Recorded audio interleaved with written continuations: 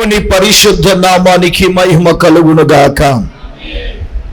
ప్రభువునందు మిక్కిలి ప్రియులారా, ప్రభువైన యేసుక్రీస్తు పరిశుద్ధ నామములో మనమందరము ఈ రాత్రి ఇక్కడ కూడుకుని యేసయ్య నామాన్ని ఘనపరచడానికి, మహిమపరచడానికి దేవాది దేవుడు శ్రేష్టమైన సమయాన్ని ప్రభు మనకిచ్చారు. విశ్వాసవాకు అనే కార్యక్రమము ద్వారా అశేష ప్రజానికముతో ప్రభు మాట్లాడుతూ ఉన్నాడు. ఈ కార్యక్రమాలు మీ ఆధ్యాత్మిక జీవితాలకి ఎంతో బలపరిచేదిగా, విశ్వాసములో స్థిరపరిచేదిగా, ఆత్మీయ జీవితములు మరింతగా ఎదిగి దేవునిలో ఫలించడానికి ఈ కార్యక్రమాలు దోహదపడుతున్నాయని నమ్మి విశ్వసిస్తున్నాం. మనకి ఈ కార్యక్రమములను కొనసాగించడానికి దేవుడి దైవ కృపను అనుగ్రహించినట్లుగా మానకమి అనుదిన ప్రార్థనలు జ్ఞాపకం చేసుకుందాం. ఇంకేమీ ఆలస్యం చేయకుండా దేవుని వాక్య ధ్యానములోనికి వెళదాం. మీ బైబిల్ చేత పట్టుకుని జాగ్రత్తగా కూర్చుని శ్రద్ధగా దేవుని మాటలు ఆలకించాలని ప్రభు పేరిట మనవి చేస్తున్నాం. ఏ మాట మనలను తాకుతుందో, ఏ మాట మనల్ని బలపరుస్తుందో, ఏ మాట మనల్ని ఆదరిస్తుందో తెలియదు, కానీ ఒక్క మాట చాలు మన జీవితాన్ని మార్చడానికి, మన పరిస్థితులు మార్చడానికి, మన స్థితిగతులు మార్చడానికి, మన ఉన్నతంగా ఆయనలో సాగడానికి ఒక్క మాట చాలు. దేవుని వాక్య ధ్యానములోనికి వెళదాం. ఈరోజు ప్రతి ఒక్కళ్ళు కూడా ఆశీర్వాదము కావాలని కోరుకునే వాళ్ళు. ఆశీర్వాదం వద్దనుకునేవాడు ఎవడు లేడు. ప్రతి ఒక్కళ్ళకి కూడా ఆశీర్వాదం కావాలి. ఈరోజు మెసేజ్ యొక్క టైటిల్ ఏంటంటే, ఎవరిపైన ఆశీర్వాదం? చెప్పండి, అందరూ మాట్లాడండి. ఎవరిపైన ఆశీర్వాదం? చేయండి, చెప్పండి. ఎవరిపైన ఆశీర్వాదం అని చెప్పండి. మెసేజ్ యొక్క టైటిల్ అది. ఇక్కడ కూర్చున్న వాళ్ళకి, టీవీ ముందు కూర్చున్న వాళ్ళకి పొద్దు లేచే ప్రార్థన, ప్రభు నన్ను ఆశీర్వదించిన ఆయన, ఆశీర్వదించిన ఆయన, ఆశీర్వదించిన ఆయన. మనం ప్రార్థన ఎత్తితే ఇంకా ఆశీర్వాదమే కాదు, ఇంక రెండోటేమి రాదు కదా. రైట్. ఎవరిపైన ఆశీర్వాదం? ఎవరిపైన ఆశీర్వాదం ఉంటుంది? ఈ రోజున ఆశీర్వాదం కావాలనడం ఎంత ప్రాముఖ్యమో, ఇచ్చిన ఆశీర్వాదం నిలబెట్టుకోవడం కూడా అంతే ప్రాముఖ్యం. దేవుడు ఆశీర్వాదం ఇచ్చిన తర్వాత ఎగస్ట్రాలకు వెళ్తే తోలు తీసేస్తాడు దేవుడు, హెచ్చరక్త విజయ్. అర్థమవుతుందా? ఆశీర్వాదం అందుకే దావీదు అంటాడు, అంత ఆశీర్వాదం ఇచ్చిన ఏమన్నాడు, ఎంతగా నన్ను ఇచ్చేటకు చెప్పండి. అయ్యి బాబా, అంత తగ్గింప మనకి. ఏ పాడుతానంట, నేనంటే ఏంటనుకుంటున్నావు? అది నేనంటే, నువ్వంటే ఏంటి? నువ్వు సామాన్యురాలువే అనుకుంటాను నేను. ఎంత ఆశీర్వాదం చేసినా నువ్వు సూర్యకాంతమే అనుకుంటాను నేను.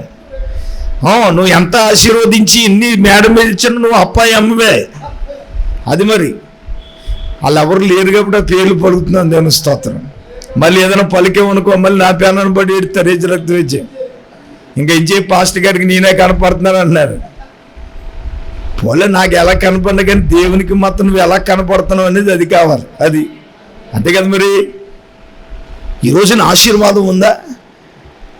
ఎవరిపైన దేవుని ఆశీర్వాదం ఉంటుంది అనేది ఈ రాత్రి దేవుని వాక్యాన్ని ధ్యానం చేద్దాం. నెంబర్ 1, దేవుని పరిశుద్ధ గ్రంథమైన బైబిల్లో నుంచి కీర్తనల గ్రంథం 24వ కీర్తన 4-5 వచనాలు చదువుదాం. వ్యర్థమైన దాని యందు మనసు పెట్టక, కపటముగా ప్రమాణము చేయకయ, నిర్దోషమైన చేతులు. ఈ మాట అందరూ చెప్పండి, శుద్ధమైన హృదయం చెప్పండి. పైని 3 వదిలేద్దాం. శుద్ధమైన హృదయం అని చెప్పండి. రైట్.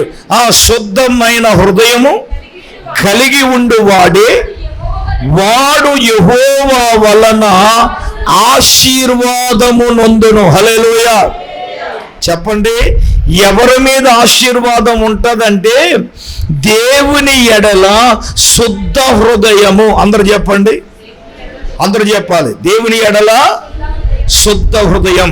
దేవుని ఆశీర్వాదాన్ని దేవుడు ఎవరికి ఇస్తాడో తెలుసా? దేవుని ఎడల శుద్ధమైన హృదయం కావాలి మనకి. అంటే ఒక మాటలో చెప్పాలంటే హృదయ శుద్ధి ఉండాలి. ఏముండాలి చెప్పండి? శుద్ధమైన హృదయం అంటే ఏంటి నాన్న? హృదయ శుద్ధి. అన్ని శుద్ధిల కంటే హృదయ శుద్ధి మంచిది. దేహశుద్ధి బాగానే చేస్తావు. దేహశుద్ధి కోసం మంచి మంచి క్రీములు వాడతారు. రేజరాక్టివేజ్ పైన రాసుకుంటా ఒక క్రీము, కింద రాసుకుంటా ఒక క్రీము. అదేమో గరుగ్గా ఉంటుంది, ఇదేమో నునుపుగా ఉంటుంది. ఏంటి అలా చూస్తున్నారు? క్రీములు దేనికోసం? దేహశుద్ధి కోసం. హలో, దేహశుద్ధి బాగానే ఉంది, వస్త్రశుద్ధి బాగానే ఉంది. దేహశుద్ధి కంటే వస్త్రశుద్ధి కంటే హృదయ శుద్ధి ప్రాముఖ్యం. ఏంటన్నా చెప్పండి? అన్ని శుద్ధులు ఉన్నాయి కానీ హృదయ శుద్ధి మాత్రం లేదు. హలో, హృదయ శుద్ధి ఎవరిలో ఉంటుందో వారికే దేవుని యొక్క ఆశీర్వాదం వస్తుంది. నీ హృదయ శుద్ధి లేకుండా, దేవుని ఎదుట శుద్ధమైన హృదయము లేకుండా దేవుడు ఆశీర్వదించాడు కదా. దేవుడు ఏం చూస్తాడు చెప్పనా? హృదయాన్ని చూస్తాడు. అంతేగాని పైకిలాగా నువ్వు బట్టలు ఉతుకున్న బట్టలు వేసుకొచ్చావా, ఇస్త్రీ చేసుకున్నావా, సెంటు కొట్టుకొచ్చావా, ఈ రాజుకున్నా ఏం అడగడు. భౌతికమైన దేవుడు అడగడం. అలాగంటే నేను స్నానం చేయొద్దని నన్ను చెప్పట్లేదు దేవుని స్తోత్రం. అలాగని ఉతికిన బట్టలు వేసుకోవద్దని చెప్పలేదు. మళ్ళీ మరొకటే మరి ఇది కూడా ఇబ్బందేనండి. ఆ శుద్ధి చేయొద్దని నేను అంటలేదు సుమా. ఆ శుద్ధే ఇంపార్టెంట్గా ఎంచుకుంటారు. అసలు శుద్ధి ఏంటంటే హృదయ శుద్ధి. అది ఆ శుద్ధి ఏంటంటే ఎదరోడికి వాసన రాకుండా. హృదయ శుద్ధి లేకపోతే దేవుని కోసం వస్తావు నువ్వు. ఎంతమందికి అర్థమైంది? ఇలా చూస్తున్నావు ఇంకా. ఈ శుద్ధి లేకపోతే పక్కన ఏళ్ళు నిలబడలేరు.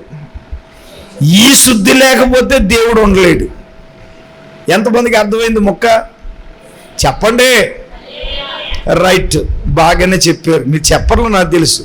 హృదయ శుద్ధికి ఇంపార్టెంట్ ఇస్తున్నామా, ఆత్మశుద్ధికి, శరీర శుద్ధికి ఇంపార్టెంట్ ఇస్తున్నామా? ఆశీర్వాదమా కావాలి. అదేంటండి అయ్యగారు, ఆశీర్వాదం లేకపోతే ఎలాగా? దేవుడు నమ్ముకున్నామంటే ఆశీర్వదించబడ్డానికే కదా. రైట్, దేవుడు ఆశీర్వాదం ఇస్తాడు. ఎవరికి? అక్కడ అన్నాడు, వ్యర్థమైన దాని యందు మనసు పెట్టగా, కపటముగా ప్రవర్తించగా శుద్ధమైన హృదయము కలిగి ఉండువాడే వాడు. చెప్పండి, వాడు యెహోవా వలన. ఎవడు వాడు? ఎవరు ఆశీర్వాదం? నాకు తెలిసిలే, హృదయ శుద్ధి లేదు. అందుకే మీకు సౌండ్ రావట్లేదు మాటకే. అది క్యాండిడేట్లు అందరూ బెల్సెజర్ లాగా తూతే తేలిపోయే రకాలు ఇవన్నీ నేచరాక్టివేజ్. అన్ని శుద్ధులు ఉన్నాయి కానీ హృదయ శుద్ధి లేదు. అది మరి హృదయ శుద్ధి లేకుండా దేవుడు ఎలాగ ఆశీర్వాదం ఇస్తాడో? హృదయ శుద్ధి లేకుండా కొండ మీద ప్రసంగంలో వేసి ఏమన్నారమ్మా? హృదయ శుద్ధి గలవారు. రెఫరెన్స్లు మాత్రం డిఫరెన్స్ లేకుండా తెలిసండి మనకే కదా. మరి హృదయ శుద్ధి లేకపోతే దేవుణ్ణి ఎలా చూస్తాం మనం? ఉందా చెప్పండి? హృదయ శుద్ధి ఉన్న వాళ్ళే కదా దేవుణ్ణి చూచేది. హృదయ శుద్ధి కలిగిన వాళ్ళే కదా దేవునిని చూచేది. హృదయ శుద్ధి ఉన్న వాళ్ళనే కదా దేవుని చేత ఆశీర్వాదము పొందేది.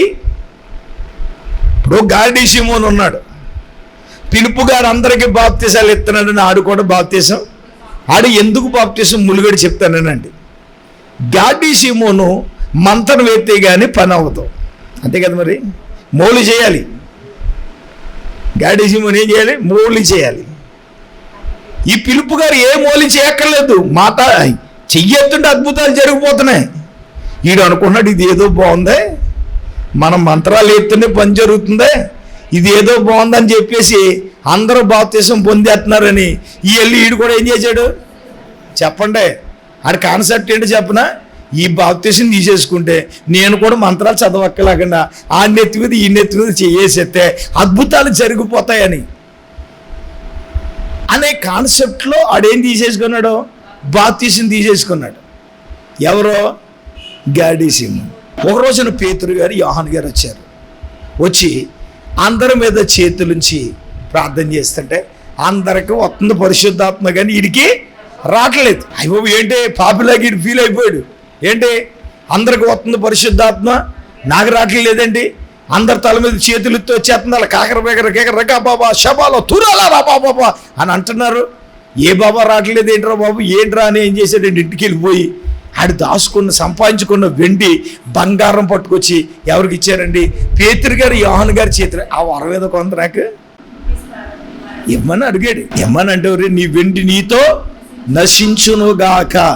ఆ సమయంలో దైవజనుడైన పేతురు గారు గాడి సీమోనుకు చెప్పిన మాట ఏంటనమ్మా? దేవుని ఎదుట నీ హృదయము సరి అయినదిగా లేదు. ఎవరైనా కానివ్వండి, దేవుని ఎదుట మన హృదయం ఎలాగుండాలి? చిన్నపిల్లలైనా, యవనస్తులైనా, పెళ్ళైన వాళ్ళైనా, పెళ్ళై 15 సంవత్సరాలైనా, 25 సంవత్సరాలైనా, చివరికి ముసలోళ్ళైనా, ఎవరైనా కానివ్వండి, హృదయము దేవుని ఎదుట ఎలాగుండాలి? కోరికలు చచ్చినాయా? చావలేదుగా. ఆశలు చచ్చినాయా? చాలేదుగా. తలంపులు చచ్చినాయా? చావలేదుగా. హృదయం ఎలాగుంది? దేవుని ఎదుట ఎలాగుండాలి? చెప్పండి అమ్మా. దేవుని ఎదుట ఎలాగుండాలి? సరైనదిగా ఉండాలి కదా. ఆశీర్వాదం ఎవడికి ఇస్తాడు నాన్న? దేవుడు. ఎవడైతే దేవుని ఎదుట శుద్ధమైన హృదయము కలిగి ఉంటాడో వాడే కదా. అందుకే దావీదు ఒక స్త్రీ విషయంలో తప్పు చేసిన తర్వాత దైవజనుడైన నాతాను ప్రవక్త వచ్చి అతనిని గద్దించినప్పుడు పశ్చాత్తాపంతో ఒక మాట అంటాడు. 51వ కీర్తన 10వ వచనం చదవండి. దేవా నాయందు శుద్ధ హృదయము కలుగు చేయము, నా అంతరంగములో ఏడమ్మా నా అంతరంగములో స్థిరమైన మనస్సు నూతనంగా పుట్టించి. గట్టిగా దేవుని స్తోత్రం చెప్పండి. చెప్పండి ఏమంటున్నాడు? దేవా నాయందు ఏం కలగజేయమన్నాడు? చెప్పండి. శుద్ధ హృదయము కలగజేసి. ఏం కలగజేసి? శుద్ధ హృదయము కలగజేసి. దేవుని ఎదుట మనకు ఏం కావాలి? మాట్లాడాలి అందరూ. శుద్ధ హృదయము కావాలి కదా. అడుగుతున్నాడు దావీదు గారు. ఎందుకంటే శుద్ధ హృదయము లేకపోతే మనము దేవుణ్ణి చూడలేము. శుద్ధ హృదయము లేకపోతే స్టెబిలిటీ, స్థిరత్వం అనేది ఉండదు. 3, శుద్ధ హృదయము కలిగి ఉంటేనే దేవుని చేత ఆశీర్వాదము పొందుకుంటాం. ఒకవేళ మనం ఆశీర్వాదం గురించి ఎంత ప్రాకులాడినా రావట్లేదంటే అర్థం ఏంటి? దేవుని యందు శుద్ధ హృదయము కలిగి ఉందా? దేవుడు అది చూస్తున్నాడు కదా. ఇది నెంబర్ 1. నెంబర్ 2 ఏంటో తెలుసా? నీవు దేవుని యందు భయభక్తులు కలిగి ఉండాలి. రెండవది ఇది మనకు తెలుసు. దావీదే చెప్తాడు 115వ కీర్తన 113వ వచనంలో, యెహోవా యందు భయభక్తులు కలిగిన వారు పిన్నలనేమి పెద్దలనేమి తన యందు భయభక్తులు గల వారి మీద యెహోవా వారిని ఏం చేస్తాను? అమ్మా, ఒకటి శుద్ధ హృదయము కలిగిన వాడికి దేవుడు ఆశీర్వదిస్తాడు. రెండవది, ఎవరిపైన ఆశీర్వాదం ఉంటుందో చెప్పనా, దేవుడంటే భయము భక్తి ఉండాలి. ఏముండాలి? ఇది చాలా ప్రాముఖ్యమైనదమ్మా. దేవుడంటే ఏముండాలి అమ్మా? భయము ఉండాలి, భక్తి ఉండాలి. అందుకే వాక్యం ఏం చెప్తుందంటే, దేవుని యందలి భయభక్తులు, అందరూ చెప్పండి ఏముండాలమ్మా? ఆశీర్వాదం ఉండాలంటే నానా భయముతో కూడిన భక్తి ఉండాలి. భయముతో కూడిన భక్తి ఎవరిలో ఉంటుందో, దేవుడంటే ఏముండాలి? భయము. అందరూ చెప్పండి. దేవుడంటే భయం ఉంటే పెందలగడ వస్తావు కదా, దేవుని భయం అంటే ప్రార్థన చేస్తావు కదా, దేవుని భయం ఉండాలి కదా. మరి దేవుడంటే భయం ఉంటే, భయం ఉన్నవాడు ఎలాగుంటాడు పద్దాగా చెప్పవలసిన అవసరం లేదు. నేను అంటాను, నువ్వు భయపడి దేవుడిచ్చిన సమయాన్ని దేవుని దగ్గర నువ్వు గడపకుండా నీకేమివ్వడు? నీ ఇష్టం వచ్చినట్టు ఉంటే ఆయన కూడా ఇష్టం వచ్చినట్టు ఎత్తాడు ఆశీర్వాదాలు. అదోహంగా నువ్వు ఎప్పుడు వస్తాయి, నువ్వు ఎప్పుడు పడితే అప్పుడు వస్తే ఆయన కూడా ఎప్పుడు ఇవ్వాలనుకుంటే మరి అప్పటి వరకు నీ ఇల్లు అలాగే ఉంటుంది, నీ డొక్ సైకిల్ అలాగే ఉంటుంది, మన జీవితాలు అలాగే ఉంటాయి, మన పరిస్థితులు అలాగే ఉంటాయి. కారణం ఏంటి? నువ్వు అడిగినప్పుడు వెంటనే దేవుడు చేయాలి. ఏం చేయాలి? మరి నువ్వు ఎలాగుంటావు ఆయన అలాగే ఉంటాడు. ఒక మాటలో చెప్పాలంటే ఏమా, అంతే కదా. నువ్వు ఎలాగుంటావో దేవుని కొరకు పాస్ట్గా ఉంటే ఆయన పాస్ట్గా ఉంటాడు. దేవుడంటే భయంతో, దేవుడంటే భయం ఉండాలి. ఏమనుకుంటున్నారు? దేవుని సన్నిధి అంటే, వాక్యం అంటే, ప్రార్థన అంటే, ఇవి అంటే ఏమనుకుంటున్నారు? దేవుడంటే భయం ఉందా మనకి? భయముతో కూడిన భక్తి ఉందా? నేనంటాను, భయముతో కూడిన భక్తి ఎవరికైతే ఉంటుందో వాళ్ళకే దేవుడు ఏమిస్తాడు తెలుసా? ఆశీర్వాదాలు దేవుడు ఇస్తాడు. గట్టిగా చేతులు ఎత్తి స్తోత్రం చెప్పండి గట్టిగా. బైబిల్లో దేవుని యందు భయభక్తులు కలిగిన వారిని ఆశీర్వదించాడా? లేదంటే ఆశీర్వదించాడు. ఎవరంటే, దానికి ఉదాహరణ ఎవరంటే యోసేపే. ఏమండి, అతను చిన్నప్పటి నుంచి దేవునికి భయపడేవాడు. అన్నగారులు తప్పులు వ్యవహారం చేసినా కానీ యోసేపు ఎప్పుడు తప్పు చేయలా. అన్నగారుల యొక్క చెడు సమాచారం తీసుకుని వచ్చి తండ్రికి చెప్పేవాడు. దాని మీద కోపగించారు వాళ్ళ కోపాలు చాలా ఉండాలండి. అందరికీ మానేసి వాళ్ళ తండ్రి ఏమో వీడికి విచిత్రపు అంగీ కుట్టించేవాడు. అదో పక్కన కోపం అయితే వాళ్ళ అన్నగారులు చేసిన చెడుతనం అంతా తీసుకొచ్చి తండ్రికి ముడేసేవాడు. అది రెండో కోపం. మూడో కోపం ఏంటంటే అక్కడ ఒక దర్శనం వస్తే నోరు మూసుకుని ఉండాలి కదా. చెప్పేసేటప్పటికి వాళ్ళ అన్నగారికి అర్థం అవ్వలేదు, కానీ వాళ్ళ బాబుకి అర్థమైంది. ఎరా, నీ అన్నగారులో మేము నీకేమవుతాం? దాసులం అయ్యటం. ఆ మాటలు వినేసారు వాళ్ళు. వినేసి ఇంకా ఆడి మీద ఏం పెట్టుకున్నారు? కక్ష పెట్టుకున్నారు. ఎన్నైనా కానీ దేవుడంటే భయము, దేవుడంటే భక్తి మానలేదు. దేవుడంటే భక్తి కానీ భయం కానీ మానలేదు. వెళ్ళాడు. ఈరోజు భయముతో కూడిన భక్తి అతని జీవితంలో కలిగి ఉంది కాబట్టి వస్త్రాలు లేనివాడుగా అమ్మబడిన యోసేపు ఎంతగా దేవుడు అతన్ని ఆశీర్వదించాడు చెప్పనా? ఐగుప్తు దేశములో రాజు తర్వాత రాజుగా దేవుడు ఆశీర్వదించాడు. చప్పట్లు కొట్టను గట్టిగా.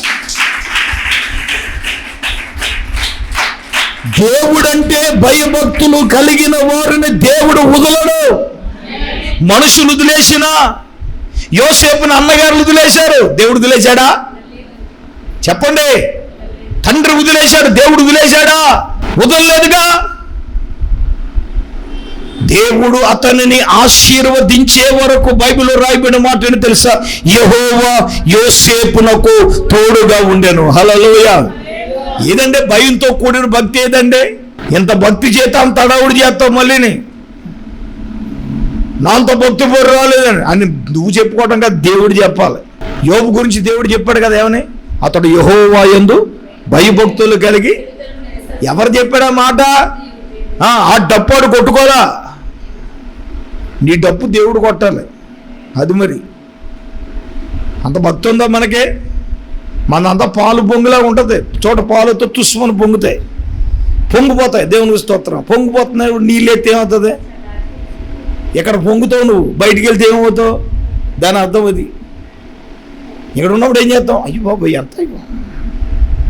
మరి ఇంటికి వెళ్ళిన తర్వాత పొంగు నీళ్ళ మీద చెల్లితే తుస్సుమాట చూడండి, బుడగల గాలి ఊదగానే గాలి అవ్వగానే బుష్,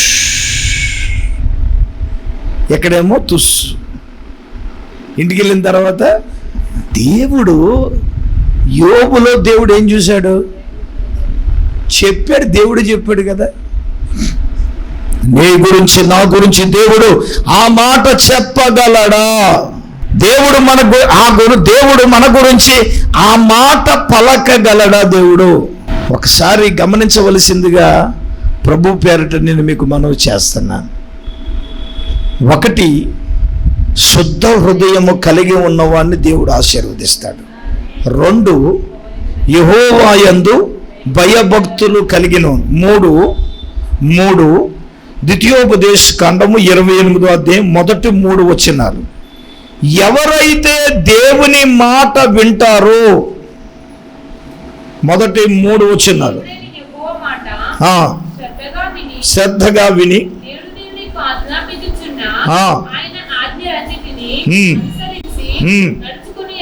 ఓకే ఓకే 2 వచనం కూడా చదువుదాం. నీవు నీ దేవుడైన యెహోవా మాట విన్నప్పుడు ఈ దీవెనలన్నీ దేవునికి ఒకసారి పెద్ద స్తోత్రం చెప్పండి. హల్లెలూయా. 3వదిగా ఎవరిపైన ఆశీర్వాదం ఉంటుందో చెప్పనా? దేవుని మాట విని శ్రద్ధగా విని వాటి చొప్పున అనుసరించే వానికే, చేసిన వాని మీదకే ఆశీర్వాదం. హల్లెలూయా. చెప్పండి గట్టిగా, చేతులెత్తి హల్లెలూయా. అమ్మ, ఎవరిపైన ఆశీర్వాదం చెప్పనా? దేవుని మాట ఎలా వినాలి నాన్న? చెప్పండి, ఎలా వినాలి? శ్రద్ధగా వినాలి. దేవుని మాట శ్రద్ధగా వినాలి. విని దేవుని మాట చొప్పున మనం చెయ్యాలి కదా. దేవుని మాట చొప్పున చెయ్యకుండా దేవుని ఆశీర్వాదాలను మన జీవితంలో మనము చూడలేము. దేవుని ఆశీర్వాదాలు మన జీవితంలో చూడాలి. దేవుడు మన జీవితంలో మేలు చేయాలి. దేవుడు ఆశీర్వదించాలి. ఏమండి, దేవుని ఆశీర్వాదాలు వ్యక్తిగతంగా మన జీవితంలో మనం చూడాలి. ఏమండి, చూడాలి అంటే మనం ఏం చేయాలి తెలుసా? దేవుని మాట శ్రద్ధగా వినాలి. శ్రద్ధగా వింటమే కాదు నాన్న, విన్న దాని ప్రకారంగా చెయ్యాలి, అనుసరించాలి. అప్పుడే కదా ఆశీర్వాదం వచ్చేది. చెప్పండి, ఆశీర్వాదం రావాలంటే తోటి సహోదరుని దేవుడు ఆశీర్వదిస్తున్నాడంటే అర్థం ఏంటి? దేవుడు ఏం చెప్పాడో దాని ప్రకారంగా ఏం చేస్తుంది? నమ్మకంగా దశమ భాగం తెస్తుంది.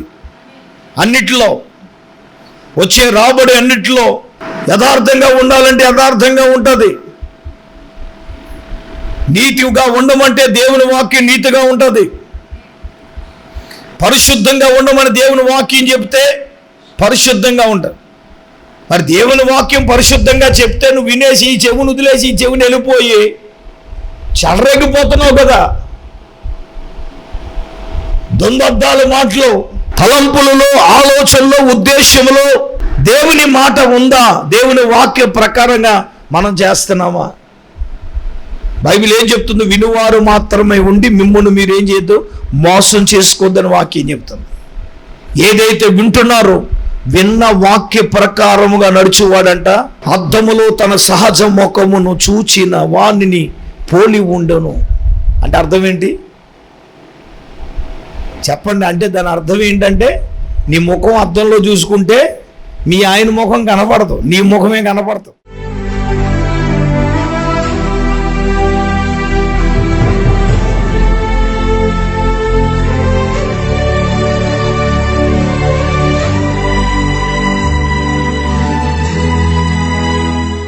స్తోత్రం స్తోత్రం స్తోత్రం స్తోత్రం స్తోత్రం స్తోత్రం. పరిశుద్ధుడైన తండ్రి, మహోన్నతుడా, నీకు వందనాలు, స్తోత్రాలు ప్రభువా.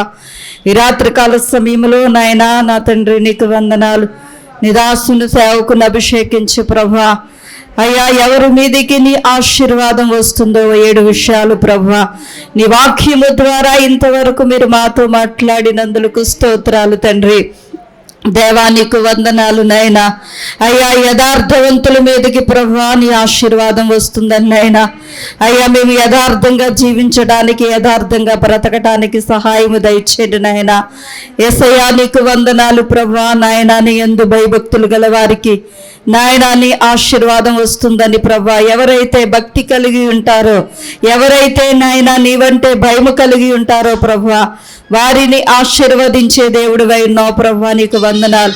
ఎవరైతే నీ మాట శ్రద్ధగా వింటారో ప్రభువా, అయ్యా నాయనా నీకు స్తోత్రాలు. విని ప్రభువా నీ మాట చొప్పున ఎవరైతే చేస్తారో తండ్రి, నాయనా నీ ఆజ్ఞలను కట్టడలు అనుసరించి ఎవరైతే నడుచుకుంటారో ప్రభువా, వారిని ఆశీర్వదించే దేవుడివై ఉన్నావు ప్రభువా, నీకు వందనాలు.